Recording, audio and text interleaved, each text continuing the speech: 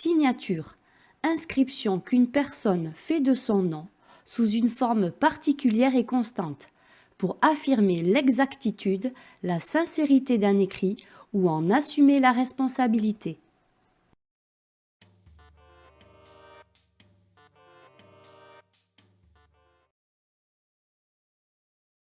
Au centre, à la périphérie, en haut, en bas, à gauche ou à droite, la signature peut revêtir différentes tailles, formes, couleurs et s'inscrire en lettres capitales, minuscules, gothiques, cursives. Ouvrons l'œil pour savoir qui a fait quoi. Bonjour, je m'appelle Artistache. Je vais te guider dans ce parcours signature dans l'art. Tu vas devoir être très attentif et trouver dans chaque œuvre d'art comment l'artiste a signé et à quel endroit. Pour cela, coupe le son et c'est parti. Quand tu auras fini, reprends la vidéo à partir de ce point, remets le son et tu entendras la réponse. On y va ? Méfiez-vous des apparences, elles sont parfois trompeuses.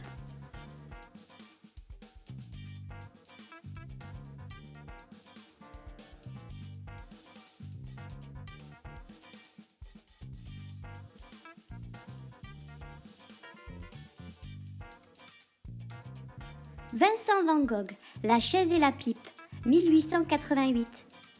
De quelle façon l'artiste a-t-il signé ?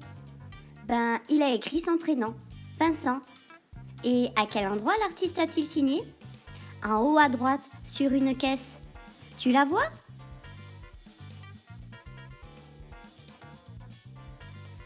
Jean-Auguste Dominique Ingres, Madame de Sénone, 1814-1816. Il a écrit les 3 premières lettres de son nom. Tu les vois ? I-N-G... Oui, là-bas, sur un petit papier qui se situe sur le rebord droit du miroir.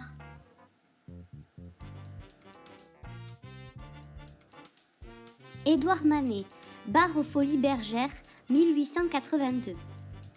L'artiste a signé son nom en lettres capitales. Mais où ? Eh bien, sur la bouteille de vin, avec une date comme un millésime. Henri Matisse, Portrait d'André Derain, 1905. Il a écrit ses initiales, H et M, en bas à droite de la toile.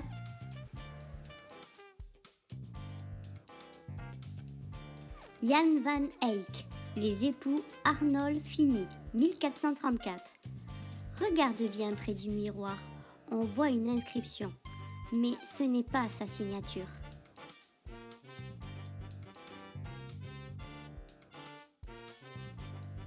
Il faut regarder dans le reflet du miroir. Regarde bien, on voit Jan van Eyck peindre le couple. Il fait partie intégrante de l'œuvre. La foule des mains. Cueva de las Manos a los Toldos, Patagonie. 9500 à 11000 avant le présent. La Cueva de las Manos, ou Grotte des Mains, est un site archéologique riche en peintures rupestres qui se trouve en Argentine. Les empreintes de mains sont les signatures.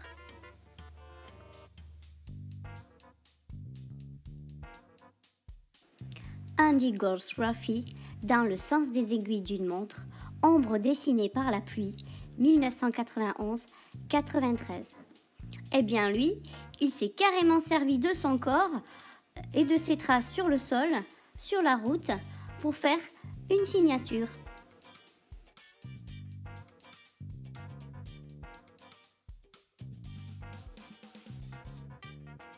Jules Adler, La grève au Creusot, 1889.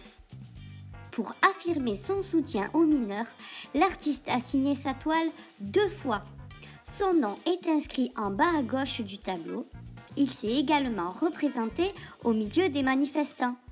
C'est l'homme à la barbe noire, coiffé d'un feutre, juste au-dessus de la tête du jeune tambour, derrière le second drapeau. Giuseppe Pennone, l'arbre se souviendra du contact. De quelle façon l'artiste a-t-il signé? Avec son corps. Les traces de son corps représentées par des fils. À quel endroit l'artiste a-t-il signé? Sur un arbre.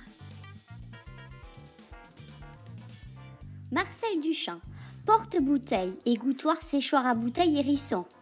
Il a signé son nom et son prénom sur l'œuvre. Le simple fait que ce porte-bouteille soit signé fait de lui une œuvre d'art. Pour Marcel Duchamp, un objet est une œuvre d'art si on choisit que c'en est une.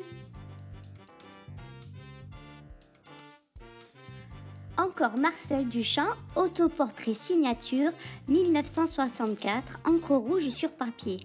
Dans cette deuxième œuvre, pour Marcel Duchamp, la signature devient carrément une œuvre d'art.